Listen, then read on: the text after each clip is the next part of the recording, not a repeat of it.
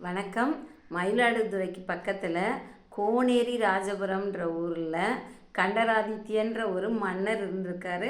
அவர் ஒரு நடராஜர் சிலையை செய்யணுன்றது அவருக்கு ரொம்பவே ஆசை. சாதாரண மனுஷனோட உயரத்தை விட அதிகமாக 7 அடி உயரத்தில் செய்யணும்னு சொல்லிட்டு ஒருத்தர்கிட்ட சொல்லியிருக்காரு. அவரும் செஞ்சுருக்காரு.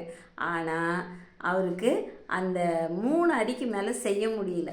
7 அடி வேணுன்றாரு ராஜா. என்ன பண்ணுவார்? அவரால் செய்ய முடியல. வருஷங்கள் மட்டும் போயிட்டே இருக்குது. 5 வருஷம் ஆயிடுச்சு அது ஒரு சிலையை செய்ய சொல்லி. இவரும் செய்கிறாரு, ஆனால் வரல. அதனால் ராஜா என்ன சொல்கிறாரு, நாளை காலையில் விடியறதுக்குள்ளே நீ இந்த சிலையை செஞ்சே இருக்கணும், இல்லைன்னா உன் தலையை எடுத்துருவேன்னு சொல்லிட்டு போயிட்டாரு ராஜா.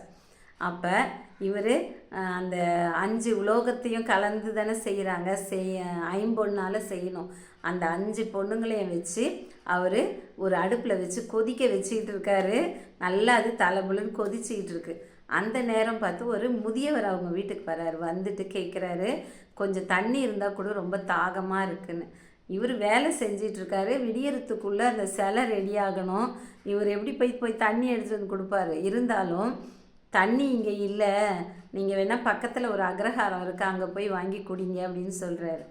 இல்லை என்னால் அவ்வளோ தூரம்லாம் போக முடியாது, எனக்கு இப்பயே தண்ணி வேணும், ரொம்ப தாகமாக இருக்குது, நான் அவ்வளோ தூரம்லாம் போனால் செத்து போயிடுவேன் அப்படின்னு சொல்கிறாரு. அதுக்கு இவர் என்ன சொல்கிறாரு, சிலை செய்கிறவர், நீங்கள் வேணும்னா பக்கத்தில் இருக்கிற குழாயில் வேணால் போய் குடிங்களேன் அப்படின்றாரு. இல்லை என்னால் முடியாது, உங்கள் வீட்டில் இருக்கிற தண்ணியை கொடு போதும், தண்ணியே இங்கே இல்லையே, நான் தாழ்ந்த ஜாதியில் வேற இருக்கிறேனே அப்படின்னு சொல்கிறாரு அவர்.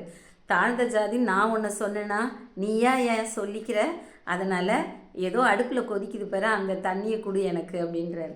அது தண்ணி இல்லை, அது ஐம்பொன்னு கொதிச்சிட்டு இருக்கு அப்படின்றாரு. அதை தான் கொடு அப்படின்னு சொன்னோன்னே அவர் நீங்களே எடுத்து குடிச்சுக்கோங்க அப்படின்னு சொல்லிடுறாரு. உடனே இவரும் என்ன பண்ணுறாரு, அடுத்த வினாடியே தாமதிக்காமல் அதை போய் அப்படியே எடுத்து குடிச்சிடுறாரு.